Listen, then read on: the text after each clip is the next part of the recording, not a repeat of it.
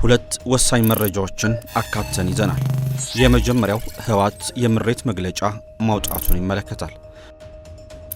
ሁለተኛው ፕሬዝዳንት ዶናልድ ትራምፕ በቀላሉ አሸንፈዋለሁ ብለው የገቡበት ጦርነት እሳቸውንም ፓርቲያቸውንም እንዲሁም ሀገራቸውን አሜሪካን ጭምር ከባድ አጣብቂኝ ውስጥ የከተተ መሆኑን እንዳስሳለን። በቅድሚያ ከህወሓት የምሬት መግለጫ እንጀምር።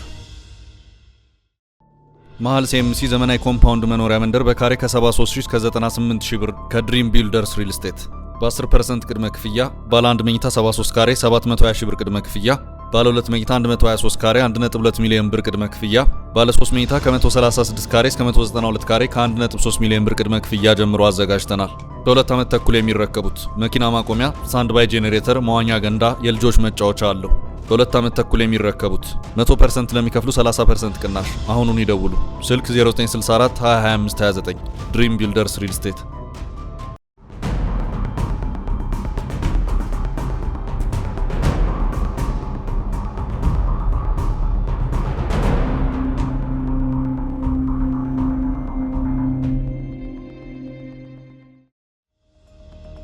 ህወሓት የሸረሪናውን ውጊያ ጉዳይ ሊፈታው አልቻለም።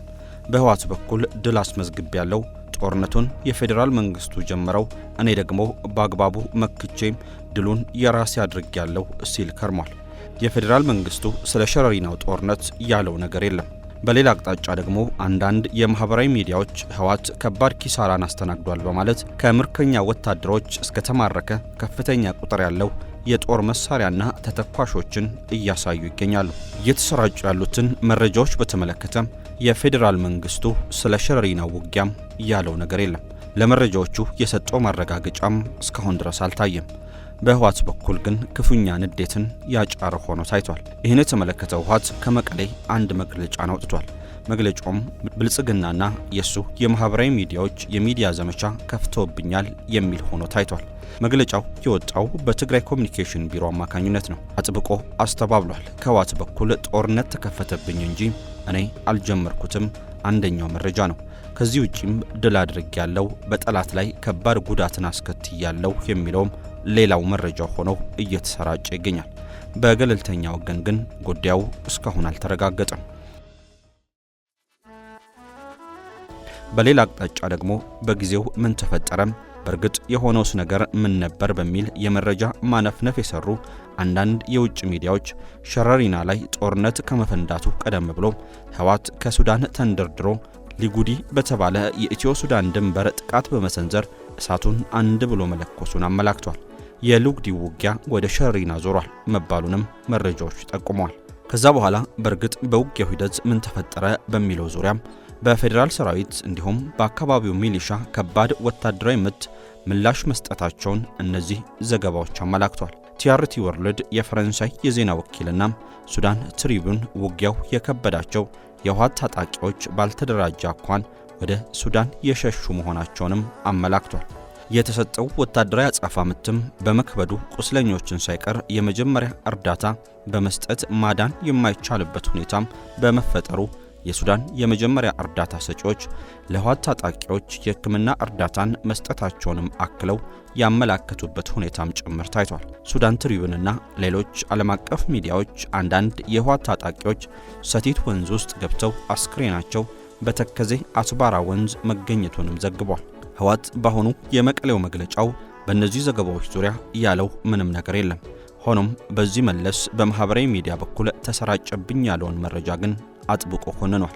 በአሁኑ ሰዓት በሸረሪና አቅጣጫ ያለው ሁኔታ የመርገብናም የመተንፈስ አዝማሚያ እየታየበት ቢሆንም በራያ አቅጣጫ በቆቦና አላማጣ መሃል ከፍ ያለ ወታደራዊ ውጥረት ያለ መሆኑን በአካባቢው እየወጡ ያሉ መረጃዎች እያመላክቱ ይገኛሉ። በዚህ ዙሪያ ያለውን ዕለታዊ መረጃ በዚህ መልኩ ካደረስናችሁ አሁን ደግሞ ጭንቅ ውስጥ ስለገቡት ትራምፕና ስለ ኢራን ነጥሮ መውጣት ያለውን አዲስ መረጃ እናጋራችሁ። እናሸንፋለን አትጠራጠሩ በሚል መፈክር የተገባበት ጦርነት ከ5 ወራት በኋላ መውጫውን አሳዩን እየተባለለት ነው። ትራምፕ የዚያን ጊዜ የዛሬ 5 ወር የኢራን አብዮታዊ ዘብ ፖሊስና መደበኛ ወታደሩ በአፋጣኝ መሳሪያቸውን አስቀምጡ፣ ያ ካልሆነ ግን የሞትን ጽዋ ትጎነጫላችሁ ሲሉም ነበር የተናገሩት። To the members of the Islamic Revolutionary Guard, the armed forces, and all of the police, I say tonight that you must lay down your weapons and have complete immunity, or in the alternative, face certain death. ጥያቄው ከ5 ወራት በኋላስ የሚለው ነው።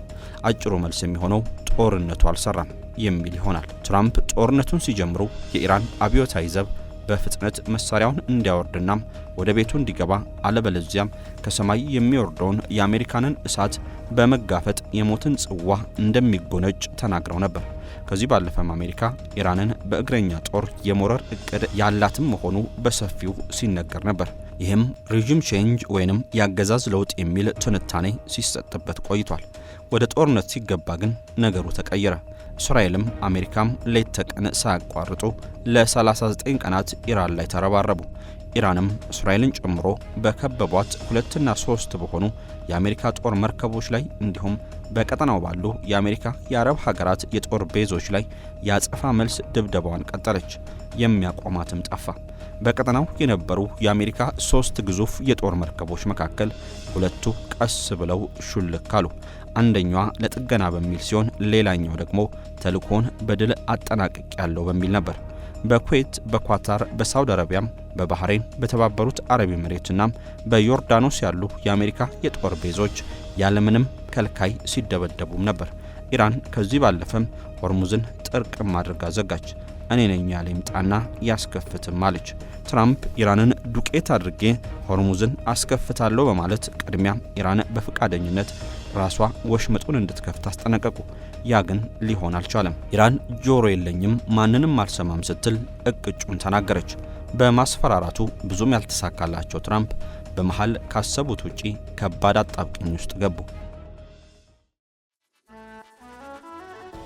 የሆርሙዝን ወሽመጥ መዘጋት ተከትሎ የዓለም ድፍድፍ ዋጋ በበርሜል ቅድመ ጦርነት ከነበረበት $70 ውስጥ ተስፈንጥሮ መቶዎች ውስጥ መጫወት ጀመረ። ጫናው የአሜሪካ ሸማቾችን ኪስ ሳይቀር መዳበስ ጀመረ። የእያንዳንዱ አሜሪካዊ በርም ተንኳኳ። አሜሪካውያኑ አጨብጭበው በመረጧቸው ትራምፕ ላይ ማጉረምረም ጀመሩ። ትራምፕ ያልታሰበ ጦርነትን ጎትቶ ባመጣት ኪሳችን አሳጠበን ሲሉም ቅሬታዎቻቸውን ማሰማታቸውን ቀጠሉ።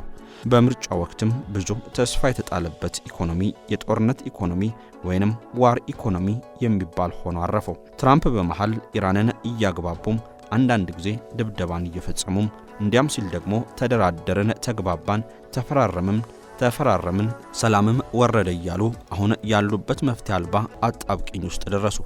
በዚህ መሃል ግን ጦርነቱን ሊቀጥሉ የማይችሉበት የጦር መሳሪያ እጥረት ውስጥ የገቡ መሆናቸውን እየሾለኩ የሚወጡ መረጃዎች ማመላከት ጀመሩ።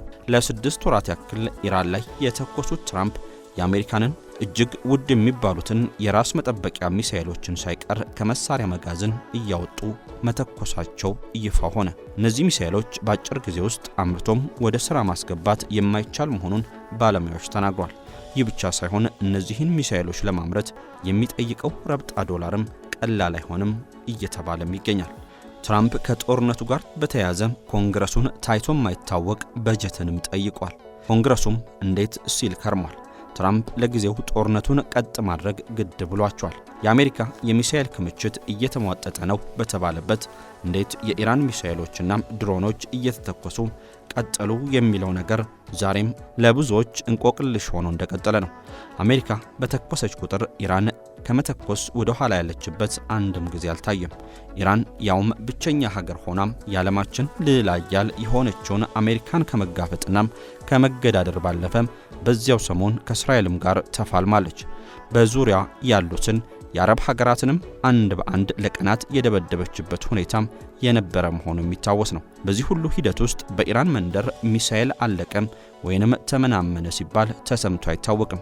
ይህ ሁሉ የሆነው ትራምፕ የኢራንን የሚሳኤል ክምችቶች ጥንቅቅ አድርገን አወደምነው፣ አየር ኃይላቸውን ባለበት አደቀቅነው፣ የባህር ኃይላቸውን ከባህር በታች ቀበርነው፣ ወታደራዊ መገኛዎቻቸውን በጣጠስናቸው፣ የቀረ ካለ ንገሩኝ እያሉ ባሉበት ሁኔታ ነበር።